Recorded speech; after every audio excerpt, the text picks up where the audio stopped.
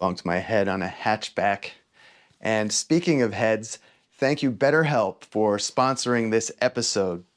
Sometimes we get so stuck in a place where we don't want to be that we don't even realize that it may be our thinking that has stuck us there. Therapy can be a tool to help us get unstuck. BetterHelp has softened the first step of your therapy search with their sign-up process, which simply asks you questions, straightforward questions that you answer online. Within 24 hours to 48 hours in most cases, BetterHelp connects you to a licensed therapist appropriate for your needs. Therapy is a tool. You can keep it in your toolbox and go back to it when you need it. BetterHelp is a very straightforward and convenient and comfortable place for therapy. You can do your sessions through text, voice, or video. You can change your therapist if you want. Use this link for 10% off your first month of therapy, and the link is in the description. Thank you, BetterHelp.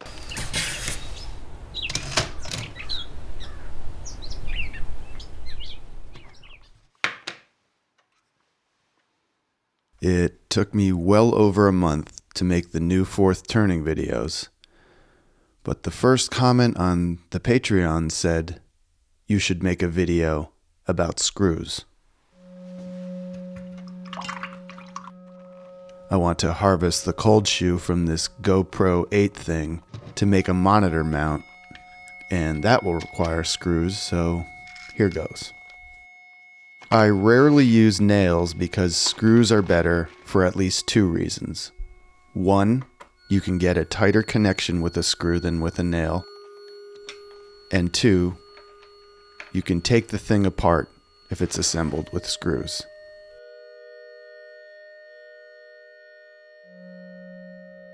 Here are the screws that concern my shop.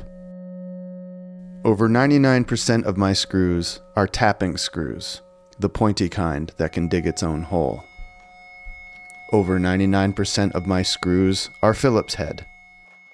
I do have one box of hex head that I used for roofing.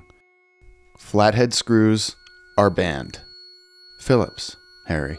Almost all of my screws are sheet metal screws. I mostly use them for wood, but they're called sheet metal screws, designed for joining sheet metal. My sheet metal screw knowledge came from Tom Sachs, but the Wikipedia of screw information is the McMaster car catalog. They don't pay me, but it's true. They'll tell you everything. I'm no expert. I'm a hobbyist. McMaster car. My favorite Tom Sachs catalog is designed after the McMaster car catalog. We just call it McMaster. I prefer sheet metal screws because the sizing is straightforward and easy to remember.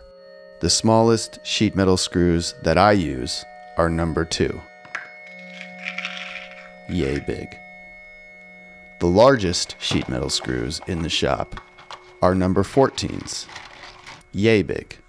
Though I cannot find a single instance of number 14 use anywhere around the house, studio, or shop, we used number 14s in nutsies to join the track to the pipe flanges. But that was a long time ago, that's all.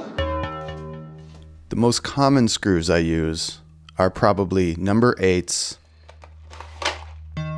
or number 10s.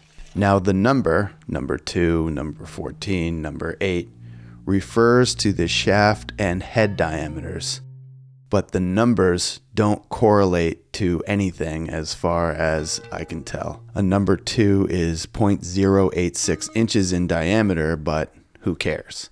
A number 2 is a number 2, tiny diameter. A number 14 is big diameter.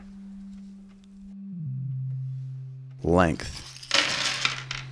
I use imperial length sheet metal screws, inches, as opposed to metric length screws, millimeters.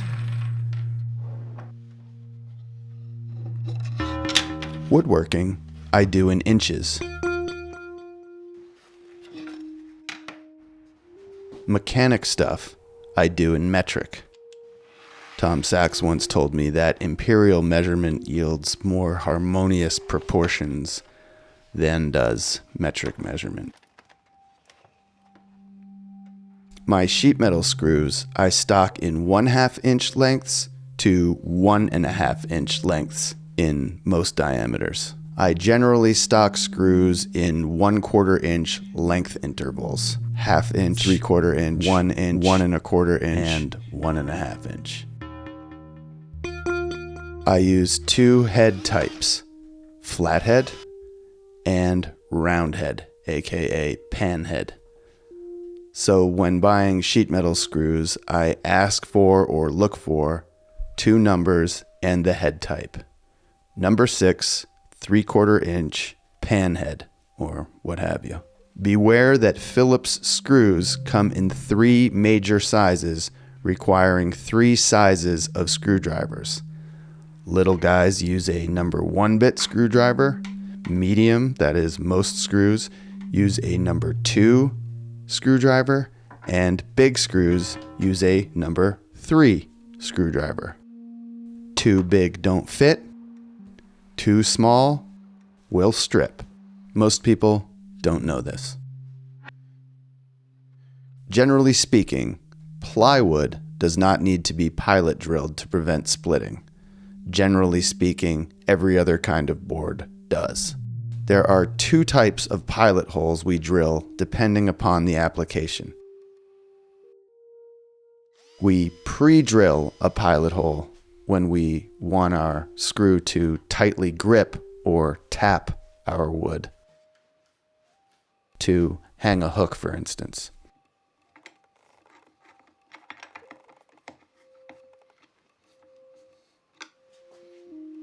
We clear drill a pilot hole when we want the threads of our screw to spin freely in the pilot hole, when we want to join wood to wood or metal to wood. The steel in the case of this hook is clear drilled. The wood here is pre-drilled.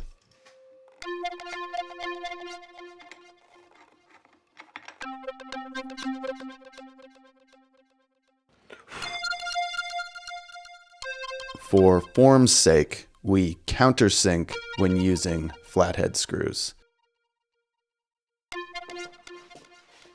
I use 2 types of countersinks. This type, which does not drill a pilot hole, and this type, which does drill a pilot hole, generally a clear drilled pilot.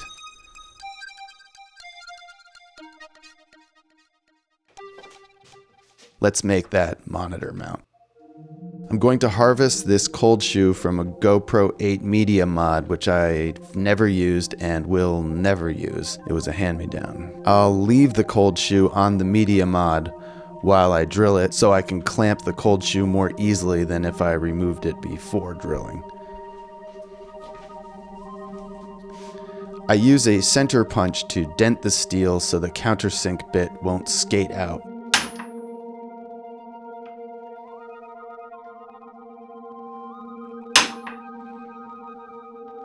Use oil whenever drilling through steel, of course.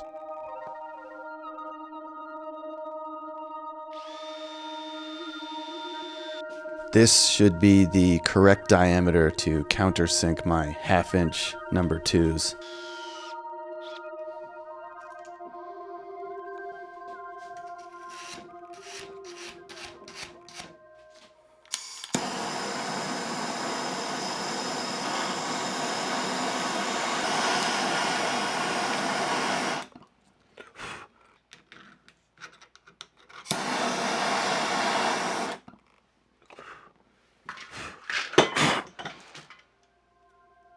Now I clear drill the steel.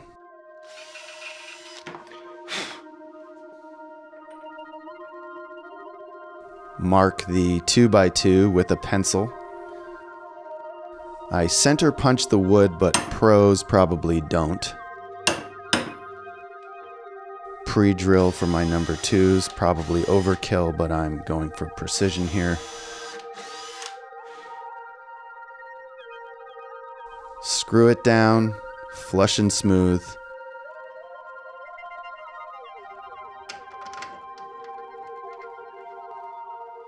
Thank you, Atomos, for sending me the monitor. They don't pay me. And thank you, Alexander Palacios, for the idea for this video. And Alexander does pay me on my Patreon. On this week's Patreon-only video, play begets creativity. It's the inner child who finds the spirit to make the videos that provide the livelihood to make the videos. But you gotta grow up before you can keep the inner child and protect the inner child.